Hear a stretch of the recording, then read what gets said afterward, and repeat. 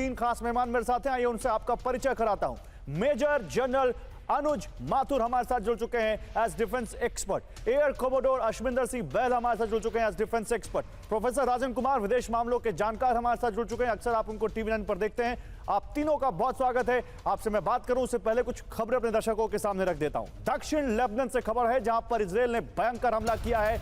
नबातिया में हिजबुल्लाह लड़ाकों पर हमला, हिजबुल्लाह का रॉकेट लॉन्चर और आरपीजी तबाह कर दिया इजरायल ने।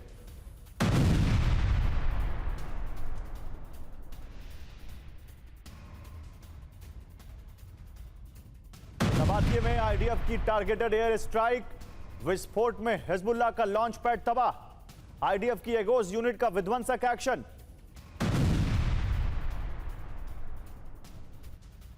इजरायल के हमलों से दहला मध्य गाजा, दीर अल बला में हमास के ठिकानों पर हमले, कृषि भूमि पर बमबारी का दावा।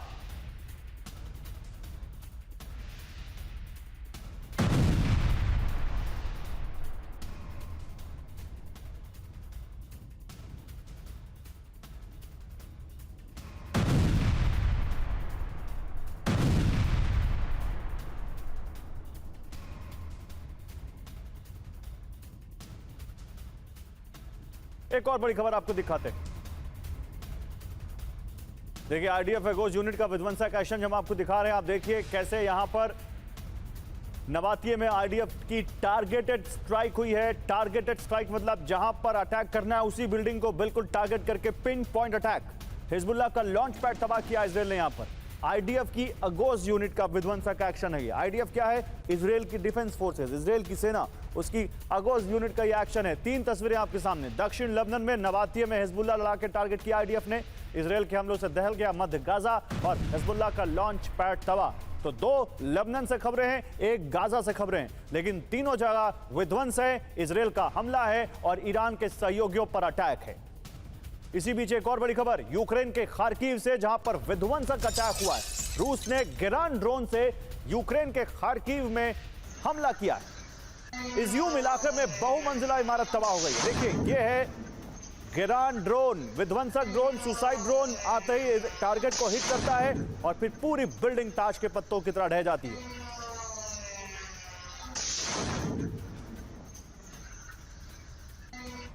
यूक्रेन से एक और बड़ी खबर है। यूक्रेन के निप्रो में रूस के हमलों से कोहराम मच गया है।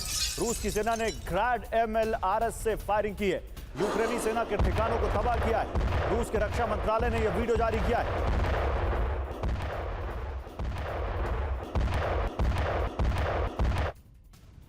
उधर एक और बड़ी खबर है। कराची में हमलों के बाद हाई अलर्ट पर पाकिस्तान। आत्मघाती हमलों में अब तक 10 लोगों की मौत, पाकिस्तानी रेंजर्स के 4 जवानों की मौत।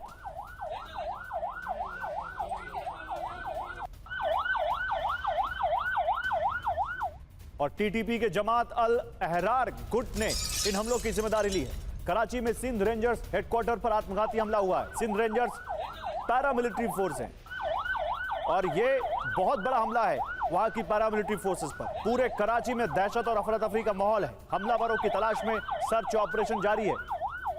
तीन तस्वीरें आपको एक साथ दिखाते हैं। दिखाइए पीसीआर इन तीन तस्वीरों को। ये तीन तस्वीरें बताने को काफी है कि कल रात कराची कैसे दहल गया। कल रात पाकिस्तान में कैसे एक बड़ा अटैक हुआ, एक आत्मघाती अटैक जिसमें 10 लोगों की मौत हो गई। इसमें 4 सिंध रेंजर्स के जवान हैं।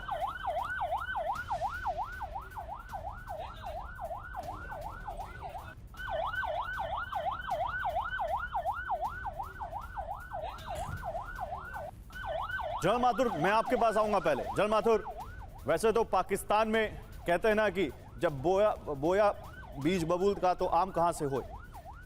पाकिस्तान क्या कर रहा है हम देख रहे हैं, लेकिन फिर भी sir Sindh rangers paramilitary forces का हेडक्वार्टर, उसके ऊपर यह हमला, क्या इसके पीछे आपका असेसमेंट है?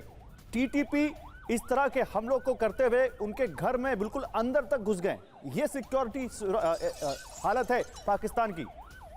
बिल्कुल बिल्कुल। जय हिंद गौरव। देखिए मैं आपको एक बात बताऊं कि पाकिस्तान की जब आपकी सेना प्रोफेशनलिज्म से दूर हो जाती है तो इस प्रकार की जो घटनाएं आम हो जाती हैं। तो मैं आपको वजह बताता हूं। देखिए, टीटीपी के ऊपर ये लगातार वहां पर हमले कर रहे हैं, लेकिन टीटीपी वहां क्या खैबर पख्तूनख्वा में भी लगातार सफल हमले करती चली जा रही है, और उसमें पाकिस्तान की आर्म फोर्सेस के ऊपर नुकसान हो रहा है लगातार।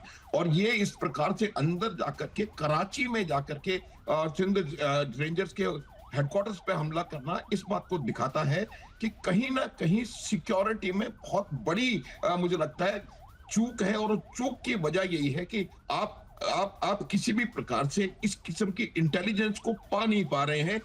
उससे यह जाहिर होता है गौरव कि जो लोग हैं वो भी कहीं ना कहीं उनके कहीं साथ हैं। जो उनका इकोसिस्टम है इंटीरियर में पाकिस्तान के, चाहे वो कराची हो, लाहौर हो, इस्लामाबाद हो, रावलपिंडी हो, वहां पर वो लोग काफी इफेक्टिवली अपने इंटेलिजेंस सिस्टम को एस्टेब्लिश करने में संभव साबित हो गए हैं। और तो सर फिर वही सर वो होगा भी कैसे? सारा ध्यान उनकी सिक्योरिटी एजेंसीज, उनकी सीक्रेट एजेंसीज भारत के खिलाफ साजिश रचने में लगा देते हैं। सारा तो उनका फोकस वहीं पर है, तो अपना घर कैसे बचाएंगे? वो दिख रहा है, साफ दिख रहा है वो जो शब्द छीने आपने मेरे। बिल्कुल, मैं आता हूं सर आपके पास, लेकिन इसी बीच देखिए एक और बड़ी खबर है। जॉर्जिया की संसद में जबरदस्त हंगामा हुआ है। सत्ता पक्ष और विपक्षी सांसदों के बीच मारपीट। भाषण में सरकार की आलोचना करने पर भड़का सत्ता पक्ष।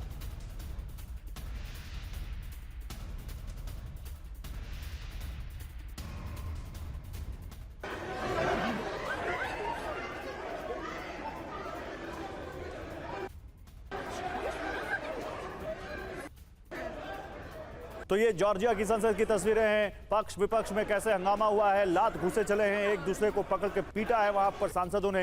ये तस्वीरें आप देखिए, ये भाषण में सरकार की आलोचना करने पर हुआ है। सरकार की आलोचना सत्ता पक्ष के सांसदों को रास नहीं आई और विपक्ष के सांसदों के साथ कुछ इस तरह भिड़ गए।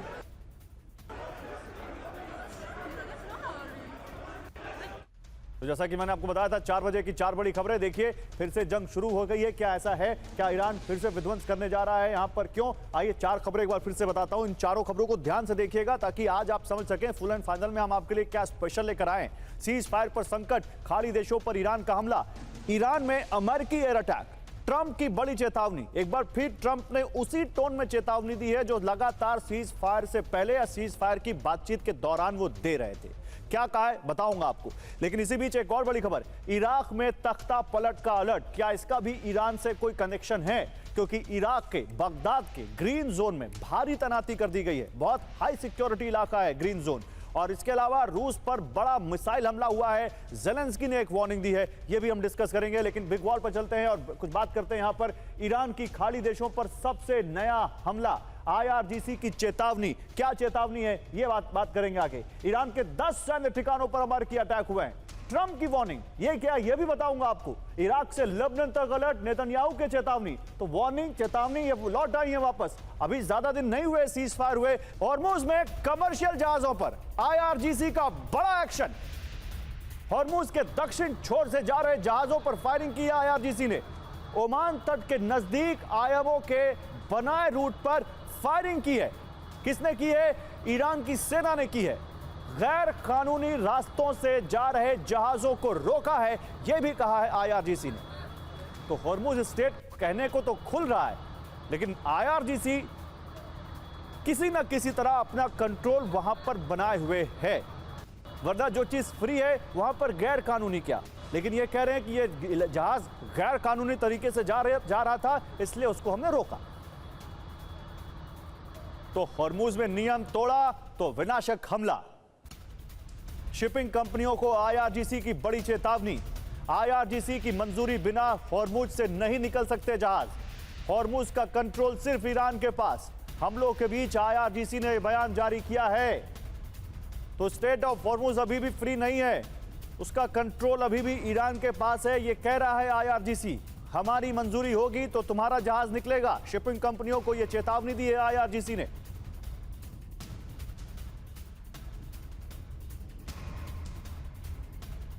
सवाल यहां पर है एयर कमोडोर अशविंदर सिंह बहल, फिर सीज फायर के दौरान जो एक कंडीशन थी कि स्ट्रेट ऑफ हॉर्मुज फ्री कर दिया जाएगा, अमेरिका ने अपनी नाकेबंदी हटा ली।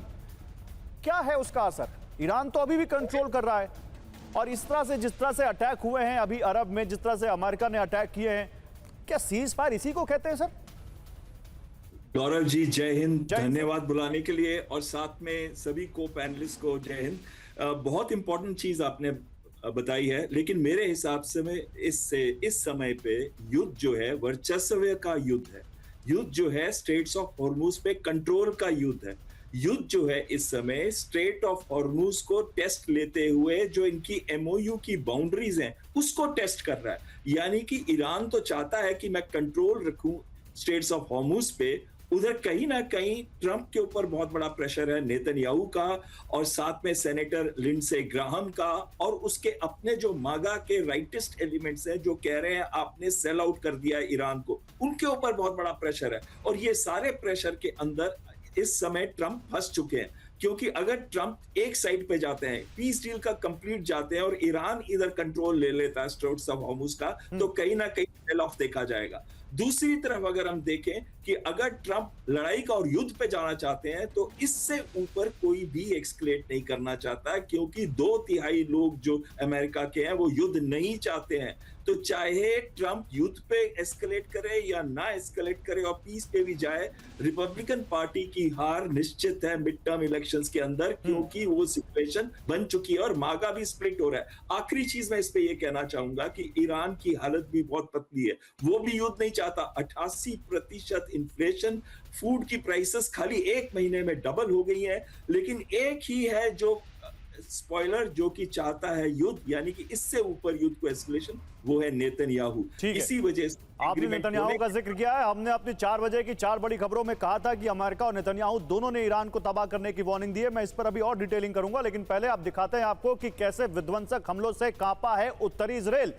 नेतन्याहू का जिक्र किया गया है तो इजराइल की बात कर लेते हैं। इजराइल पर हमले हुए हैं, खासकर नॉर्दर्न इजराइल में रिहायशी इलाकों में जबरदस्त विस्फोट। उत्तरी इजराइल में हिजबुल्लाह ने रॉकेट दागे हैं, उत्तरी इजराइल में हूती ने भी रॉकेट हमला किया है। फिलिस्तीनी मीडिया का यह बड़ा दावा।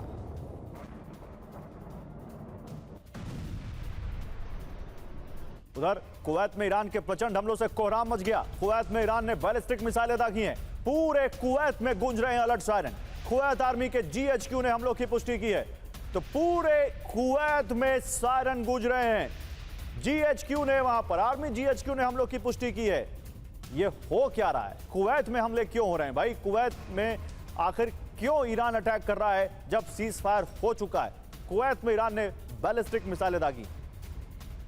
और एक और बड़ी खबर, कुवैत में अली अल सलेम बेस पर मिसाइल हमला। ओके, अब समझ में आ रहा है, यह अमेरिकी बेस है, यहां पर हमला किया गया कुवैत में। कुवैत में 2 जगहों पर भयंकर विस्फोट से तबाही। ईरान में अमेरिकी एयर स्ट्राइक के बाद हमले तेज हुए हैं। पूरे कुवैत में अमेरिकी एयर डिफेंस सिस्टम एक्टिव कर दिए गए हैं। ईरान की मिसाइल इंटरसेप्ट करने का दावा किया गया है। तो ईरान के हमलों से कांप गया कुवैत, और ये पहले हमले नहीं है, इससे पहले भी हमले हो चुके हैं।